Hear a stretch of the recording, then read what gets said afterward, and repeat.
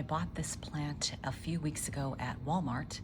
My neighbor told me about the sales, so of course I had to go over there and check out the inventory. This is the Echeveria Chroma, normally 6 something, and I only paid $3. Unfortunately, the soil is starting to dry up.